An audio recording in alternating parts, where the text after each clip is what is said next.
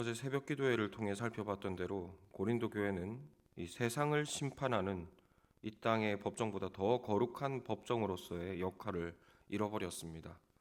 이 탁월한 거룩함으로 세상의 죄악들을 정죄해야 할 교회가 오히려 자신의 죄의 문제를 해결하지 못해서 세상 법정에 그 죄의 문제를 판단을 부탁해야 할 만큼 교회가 죄에 오염되어 버린 것입니다.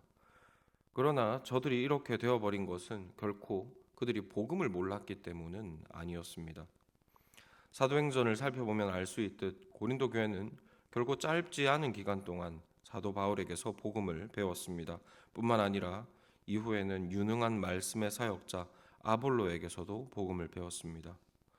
고린도 교회는 사도행전에 등장하는 교회들 중 아마 복음을 가장 잘 배운 교회들에 속할 것입니다. 하지만 우리가 살펴보고 있듯 당시 고린도 교회에는 많은 문제들이 있었습니다. 왜냐하면 고린도 교회가 복음에 대한 지식이 많았다 하더라도 그 지식을 완전히 잘못된 방향으로 적용하고 있었기 때문입니다. 우리는 본문 12절, 13절 말씀에서 고린도 교회 성도들의 이 복음의 지식을 어떤 식으로 잘못 이용했는지를 짐작할 수 있습니다. 사실 이 말씀은 우리 성경으로 읽을 때는 사도 바울이 모두 한 말처럼, 사도 바울이 한 주장처럼 보입니다. 하지만 이 말씀은 고린도 교회 성도들의 주장과 사도 바울의 반론이 섞여 있는 말씀입니다. 그리고 이 대목에서 고린도 교회 성도들은 이렇게 말하는데 사도 바울은 그것이 이렇게 틀렸다, 이런 식으로 말씀이 기록되어져 있는데요. 여기에서 고린도 교회 성도들의 주장만 따로 모아보면 이런 내용입니다. 모든 것이 내게 가하다. 음식은 배를 위하여 있고 배도 음식을 위하여 있다. 다시 말씀드리지만 이 부분은 사도 바울의 말이 아닙니다. 이 고린도 교회 성도들의 주장을 인용한 것입니다. 그리고 고린도 교회 성도들은 이런 말들을 통해 이런 주장을 펼치려고 했습니다. 모든 것이 내게 가하다. 즉 우리에게는 믿음 안에서 무엇이든지 할 수 있는 자유가 있다. 그러므로 믿음에 거리끼지 않는다면 나는 무엇이든 자유롭게 하겠다. 물론 아주 틀린 말이라고는 하기 어려울 듯합니다. 그리고 저들은 음식이 배를 위해 있고 배도 음식을 위해 있다라고 했습니다. 이 사람의 배라고 하는 것이 음식을 먹고 소화시키는 육체적인 기관이죠.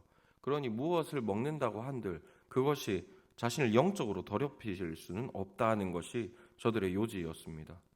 물론 이것도 아주 틀린 말은 아닙니다. 그런데 저들은 여기에서 한 걸음 더 나아가서 어차피 육체라는 것이 영적인 것과 분리되어 있는 것 아니냐. 쾌락을 위해 육체는 존재한다. 그렇기 때문에 육체로 음행을 범한다 하더라도 영혼은 더럽혀지지 않는다. 이런 식으로 저들이 주장을 했다는 것입니다. 이처럼 고린도 교회 성도들은 복음을 어느 정도는 알고 있었습니다. 문제는 그 어줍지 않게 하는 복음을 철저히 자기 쾌락을 위해 사용했다는 것입니다. 그 결과 은혜의 복음은 죄를 방종하고 조장하는 궤변으로 바뀌어 버렸습니다. 이런 이유로 사도는 오늘의 본문을 통해 그들의 주장이 틀렸음을 교훈하고 있는데요. 교훈의 핵심은 너희 육신이 하나님께로부터 자유로운 존재가 아니라 성령이 거하시는 성전이라는 것입니다. 그러므로 성도는 몸으로도 거룩을 도모해야 한다라고 사도는 권면하고 있습니다. 그런데 사도의 권면은 저들의 오류를 단순히 교정하는 것에서 그치지 않고 복음을 어떻게 적용해야 할 것인가에 관한 기준을 제시하여 주기까지 합니다. 20절 말씀입니다. 값으로 산 것이 되었으니 그런즉 너희 몸으로 하나님께 영광을 돌리라. 이는 1차적으로 몸을 함부로 다루지 말아야 한다는 교훈을 담고 있습니다. 하나님의 성전이기에 거룩하게 다루어야 한다는 의미인 것이죠. 그런데 여기에서 한 걸음 더 나아가 우리는 이 말씀에서 복음을 어떻게 적용해야 하는가에 대한 교훈을 얻을 수 있습니다. 그것은 바로 하나님께 영광 돌리는 방식으로 라는 원리입니다. 이를 예수님의 말씀으로 표현해 보자면 하나님을 사랑하는 것이 모든 율법과 선지자의 강령이 된다는 말씀으로 우리가 이해할 수 있을 것입니다. 복음으로 자신의 죄성을 옹호하고 자기 죄를 정당화하는 데 쓸 것이 아니라 하나님의 영광과 하나님 사랑을 기준으로 삼아 복음을 적용해야 한다는 것이죠. 그러므로 비교적 오랫동안 많이 복음을 배워온 우리는 우리의 이 풍성한 복음의 지식이 어떻게 적용되어야 할지를 오늘의 말씀에 비추어 보아야 하겠습니다. 우리는 종종 신앙의 연수가 길어지고 복음에 대한 지식이 더 깊어질수록 오히려 그 심령이 강팍해지는 경우를 보게 됩니다. 극단적인 예를 들어보자면 추악하고 부끄러운 일로 뉴스에 이름을 올리는 기독교계 인사들에게서 우리는 그 경우를 발견합니다. 하지만 멀리 가지 않아도 우리는 가깝게 우리 자신에게서 이런 경우를 적지 않게 발견하죠. 그리고 이런 경우들을 살펴보면 사실 복음을 잘 몰라서 문제가 되는 경우가 거의 없습니다. 복음으로 자기 죄를 덮는 데 사용하고 자기 죄를 정당화하는 데 사용하기 때문 이런 문제들이 일어나죠. 복음의 지식들을 얼기설기 엮어서 자신의 죄를 정당화하고 자신의 영광을 취하는 궤변으로 사용하려 하는 것입니다. 이로 인해 은혜의 복음이 세상에서 비방을 받게 되죠. 온갖 죄는 다 지었는데 뻔뻔하게 예수님 믿는다고 용서해주면 그게 무슨 하나님이냐.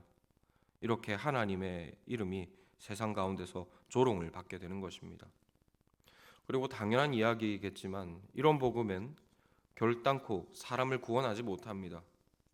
예수님 당시 수많은 바리새인들이 성경에 대하여 해박했으나 우리 중 누구도 그들이 구원에 합당했다라고 기대하지 않는 것처럼 이렇게 하나님 사랑, 하나님의 영광을 향하여 적용되지 않는 복음, 자신의 죄를 정당화하는 방식으로 적용되어지는 복음은 결단코 사람을 구원으로 인도할 수 없습니다. 사도의 가르침과 같이 복음은 하나님의 영광을 드러내는 방향으로 적용되어지고 해석되어져야 합니다. 그러므로 이 시간 우리가 기도하며 말씀을 묵상할 때 우리는 복음을 어떤 방향으로 적용하고 실천해 왔는지에 대하여 우리가 잠잠히 돌이켜보기를 원합니다. 그리고 이 복음이 우리의 삶 가운데에서 하나님을 사랑하는 방향으로 하나님의 영광을 나타내는 방향으로 잘 적용되게 하여 주시기를 그리고 실천되게 하여 주시기를 성령 하나님께 간구하시기를 원합니다.